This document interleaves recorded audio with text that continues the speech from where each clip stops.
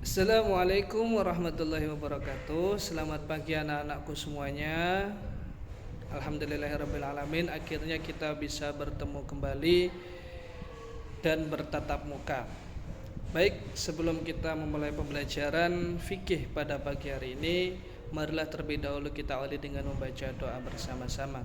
Berdoa mulai. Berdoa selesai. Baik anak-anak, di sini Bapak akan menjelaskan materi selanjutnya, yakni tentang toharoh dan problematikanya. Sebelum menginjak pada poin-poin toharoh dan permasalahannya, Allah Subhanahu wa taala dan Rasulnya Nabi Muhammad sallallahu alaihi wasallam telah memerintahkan kita untuk menuntut ilmu. Kita tidak diperintahkan untuk menuntut ilmu semua ilmu pengetahuan, namun ada beberapa ilmu pengetahuan yang menjadi prioritas utama untuk dipelajari terlebih dahulu, kemudian menuntut ilmu-ilmu yang lainnya. Seperti salah satunya yakni ilmu hal, yaitu ilmu yang setiap akan dibutuhkan dan pasti dialami oleh manusia. Misalnya seorang muslim yang sudah balik akan dibebani kewajiban untuk menjalankan sholat 5 waktu. Namun sholat 5 waktu ini tidak akan bisa terlaksana secara sempurna, bahkan bisa menjadi batal jika tata cara pelaksanaan dan syarat-syarat serta rukun-rukunnya tidak dipelajari terlebih dahulu. Oleh karenanya itu penting di sini kita memahami masalah taharah, yakni anggota badan suci dari hadas dan najis. Pakaian dan tempat yang akan digunakan untuk sholat juga harus suci dari najis, merupakan bagian dari salah satu syarat sah sholat dan juga merupakan kajian penting di bab taharah ini. Baik, selanjutnya yakni Bapak akan menjelaskan poin yang pertama, yakni poin tentang pengertian taharah. Taharah berasal dari bahasa Arab, salah satu sinonim dengan kata an-nazafah yang berarti bersih, yaitu bersih dari segala sesuatu bentuk kotoran, baik yang tidak terlihat maupun yang terlihat. Sedangkan menurut istilah adalah melakukan ritual ibadah yang dapat menjadi penyebab diperbolehkannya mendirikan sholat seperti wudhu, tayamum, mandi dan lain sebagainya. Yang poin kedua, alat toharo. Di sini ada beberapa, yakni meliputi air yang digunakan sebagai untuk berwudu. Kemudian jika tidak ada air bisa menggunakan debu atau biasa disebut dengan tayamum, atau alat penyamak dan batu istinja. Alat-alat taharah ini menurut pandangan ulama mazhab Imam Syafi'i mengatakan, sementara menurut mazhab Hanafi mengeringkan cahaya matahari atau udara juga merupakan salah satu jenis alat bersuci. Di sini air yakni terbagi menjadi 4, yaitu air yang suci. Ya, di sini mensucikan dan tidak makruh digunakan tahir, mutahhir, ghair makruh, isti'malu pada anggota tubuh atau disebut juga air mutlak. Air mutlak adalah air yang tidak memiliki identitas yang menetap, qayyid lazim seperti air sumur, air laut dan air sungai, yakni airnya harus mengalir. Macam-macam air mutlak bisa dipakai untuk bersuci, yakni ada 7. Yang pertama air hujan, air laut, air sungai, air sumur, air sumber, air es, salju dan air embun. Ketujuh air tersebut kemudian disederhanakan lagi menjadi kelompok air, yaitu air yang turun dari langit atau air sumber.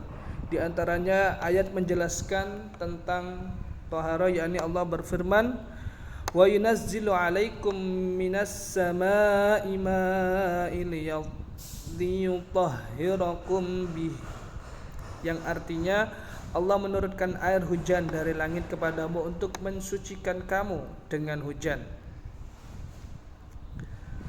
Kemudian air suci, mensucikan tetapi makruh digunakan atau biasa disebut secara bahasa Arab yakni tahir, mutahhir, makruh, isti'malu. pada anggota tubuh, yaitu air yang dipanaskan di terik matahari atau musyayyamas.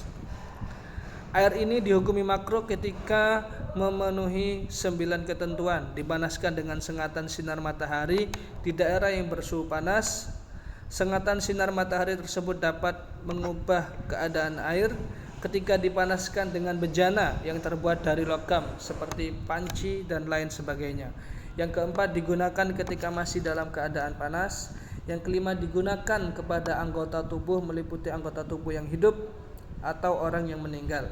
Kemudian dipanaskan pada saat musim panas. Yang ketujuh, masih terdapat alat bersuci selain air musayyamas, yakni macam air yang ketiga, air suci yang tidak mensucikan, tahir ghair mutahhir, meliputi air mustakmal, yaitu air yang sudah digunakan untuk menghilangkan najis atau hadas walaupun sifat-sifatnya tidak berubah. Yang kedua, air yang berubah salah satu sifat, warna, rasa, dan baunya disebabkan tercampur oleh benda yang suci. Yang keempat, air yang terkena najis atau mutanajis, meliputi air yang kurang dari 2 kolah. Maksudnya yakni kurang 2 kolah ini sekitar 174,580 liter yang kejatuhan benda najis meskipun tidak mengalami perubahan sifat. Air 2 kolah yang telah berubah salah satu sifatnya. 4 jenis air di atas yang dapat digunakan sebagai alat bersuci hanyalah air mutlak. Kemudian poin ketiga, cara metode menghilangkan hadas. Ada beberapa cara agar hadas ini kita bisa hilangkan, diantaranya yaitu dengan cara wudhu, kemudian tayamum, dan kemudian mandi. Yang pertama wudhu. Syarat-syarat wudhu adalah yang pertama Islam, tamyiz, suci dari haid dan nifas, tidak ada sesuatu yang mencegah sampai air pada kulit, tidak adanya benda di anggota tubuh yang dapat merubah sifat air seperti bekas minyak tangan, hanya saja menurut sebagian ulama ada yang memperbolehkan. Kemudian mengetahui kefarduan wudhu, maksudnya yakni orang yang berhak berwudhu, yang hendak berwudhu, Kemudian menggunakan air suci dan mensucikan, menghilangkan najis ainiyah, niat yang jelas, berlangsungnya niat secara hukmi atau sampai selesai berwudhu, tidak menggantungkan niat atas sesuatu, dilakukan setelah masuknya waktu sholat bagi seorang yang selalu berhadas atau dhaim al-hadas. Kemudian rukun-rukun wudhu, yakni niat membasuh wajah, membasuh kedua tangan beserta sampai kedua siku, mengusap kulit sampai atau rambut kepala, membasuh kedua telapak kaki sampai mata kaki. Sunnah-sunnah wudhu, membaca basmalah pada permulaan, membasuh kedua tangan, memasukkan ke dalam wadah yang memuatkan yang kurang dari 2 kolah, bersiwak, berkumur, menghirup air, menyela jenggot yang tebal, mengusap sebagian kepala dan menyela anggota yang berada di antara jari-jari kedua tangan dan kaki, mengusap telinga, mengulangi sebanyak 3 kali pada setiap gerakan wudhu. Kemudian yakni mandi. Mandi menurut bahasa yakni mengalirkan air pada sesuatu secara mutlak, sedangkan pengertian mandi menurut istilah ahli fikih yakni mengalirkan air pada seluruh badan dengan niat tertentu. Sebab-sebab mandi yang dialami oleh 2 jenis yakni laki-laki dan perempuan yaitu ada 3 macam. Yang pertama karena persetubuhan, kemudian keluarnya air mani, dan yang ketiga mati kecuali mati syahid dunia akhirat. Sementara sebab-sebab khusus yang hanya dialami oleh kaum perempuan ada 3 macam, yaitu haid, nifas, dan melahirkan. Untuk niat dan sunnahnya sama seperti berwudu. Kemudian yang terakhir tayamum. Tayamum artinya secara bahasa berarti kesengajaan, al-qasdu. Sementara menurut syara yakni mendatangkan debu yang suci sampai ke wajah dan kedua tangan sebagai ganti wudhu. Di sini tayamum digunakan itu ketika tidak ada air sama sekali, ya anak-anak. Kemudian syarat-syarat tayamum ada 5, yakni yang pertama adanya halangan uzur baik bepergian ataupun sakit. Yang kedua waktu sholat telah masuk. Yang ketiga sesudah waktu sholat. Yang keempat berhalangan menggunakan air. Kelima menggunakan debu yang suci. Fardu tayamum ada 4, yakni niat, mengusap wajah, mengusap kedua tangan, dan tertib. Tertib ini di sini maksudnya tidak boleh banyak bicara, ya harus diam ketika melakukan wudhu maupun sholat. Kemudian poin keempat, hal-hal yang dilarang bagi orang yang beradas. Bagi orang yang beradas kecil mengerjakan sholat, baik sholat fardu, sholat sunnah, harus memegang atau membawa mushaf kecuali jika keadaan terpaksa. Bagi orang yang beradas besar atau junub, yang pertama mengerjakan sholat, baik sholat fardu dan sholat lainnya, tawaf baik tawaf fardu atau sunnah. Kemudian membaca Al-Quran, hukum membaca Al-Quran bagi orang yang junub dan haid menurut mazhab Imam Syafi'i dirinci haram, karena dalam lantunan ayat suci Al-Quran bertujuan murni membaca atau disertai dengan tujuan lain.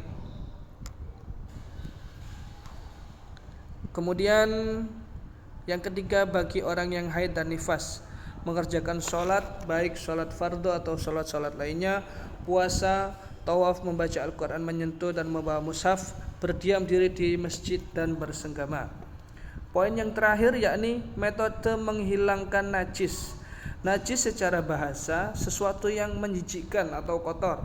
Sedangkan menurut istilah ahli fikih, najis adalah setiap benda yang haram memperolehnya dimakan maupun diminum secara mutlak dalam keadaan leluasa serta mudah untuk membedakannya keharamannya bukan karena kehormatan suatu benda. Semua benda menurut hukum asal adalah suci selama tidak ada dalil yang menunjukkan bahwa benda itu najis. Ada beberapa benda yang zatnya memang najis menurut syarak, di antaranya itu bangkai binatang darat, darah, nanah, segala benda cair yang keluar dari kubul atau dubur, arak, anjing dan babi, bagian badan binatang yang diambil dari tubuhnya selagi hidup. Semua benda najis di atas tidak dapat disucikan kecuali arak. Arak akan menjadi suci apabila berubah menjadi cuka dengan sendirinya. Selain benda najis, ada pula benda suci yang terkena najis yang disebut dengan benda mutanajis. Najis, benda ini disucikan tergantung jenis apa yang mengenainya.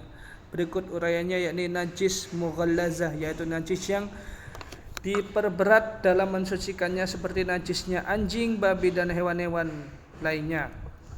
Kemudian najis mukhaffafah, yaitu najis yang diperingan dalam mensucikannya seperti air kencingnya bayi laki-laki yang belum mengkonsumsi apapun kecuali ASI dan belum berusia 2 tahun. Kemudian najis mutawassithah, yaitu selain najis-najis yang telah disebutkan di atas seperti kotoran hewan dan lain sebagainya. Najis mutawassithah ini dibagi menjadi 2 bagian, yaitu najis hukmiyah, yaitu najis yang tidak terdapat bau, bentuk maupun rasa. Cara mensucikannya cukup dengan air yang mengalir dari atas. Kemudian yang kedua, najis ainiyah, yaitu najis yang terdapat bau, bentuk dan rasa. Cara mensucikannya dengan menghilangkan bentuk najisnya terlebih dahulu, kemudian dilanjutkan dengan membasuhnya sampai hilang. Baik, dengan menelaah materi taharah ini, semoga anak-anak dapat mengambil hikmah yang ada dalam bab taharah. Karena Allah Subhanahu wa taala yang pertama yakni mewajibkan wudhu dan mandi agar supaya manusia itu bersih dari kotoran ketika hendak melaksanakan kewajibannya sebagai umat muslim seperti sholat, mengaji dan lain-lain sebagainya. Yang kedua, Islam merupakan agama yang bersih dan suka pada kebersihan. Jika didapat ada manusia kurang menjaga kebersihan baik dari badan, pakaian, tempat, ucapan dan lain sebagainya, oleh karena itu umat Islam harus selalu menjaga kebersihan dan kesuciannya supaya percaya diri ketika bersosialisasi dengan masyarakat.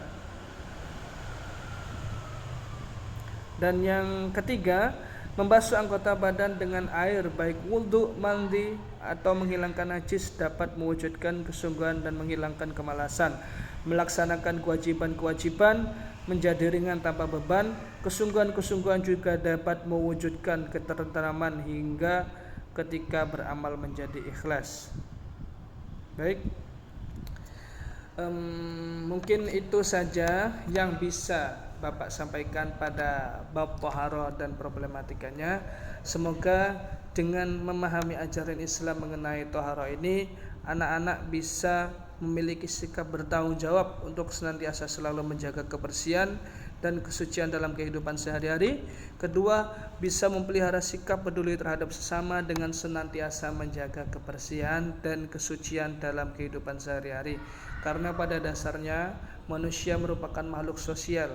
Jadi kita tidak bisa hidup secara individu. Semuanya akan saling membutuhkan karena sudah menjadi kodratnya dari Allah Subhanahu wa taala bahwa manusia itu makhluk yang sosial, yang selalu membutuhkan orang lain, tidak bisa mengerjakan secara individu. Oleh karena itu, umat Islam harus saling peduli dengan kebersihan dan kesucian dirinya agar orang lain tidak tersakiti dengan bau badan dan kedorokan. Dengan begitu, berhubungan sosial dengan orang lain bisa berjalan dengan lancar. Baik, itu saja anak-anak yang bisa Bapak sampaikan pada pertemuan hari ini. Semoga ilmunya bermanfaat. Sebelum itu, mari kita akhiri dengan baca doa kafaratul majelis secara bersama-sama. Subhanakallahumma rabbana wa bihamdika asyhadu an la ilaha illa anta wa astaghfiruka wa atubu ilaik. Sekian, terima kasih, sampai bertemu lagi pada pertemuan selanjutnya. Kurang lebihnya mohon maaf. Wassalamualaikum warahmatullahi wabarakatuh.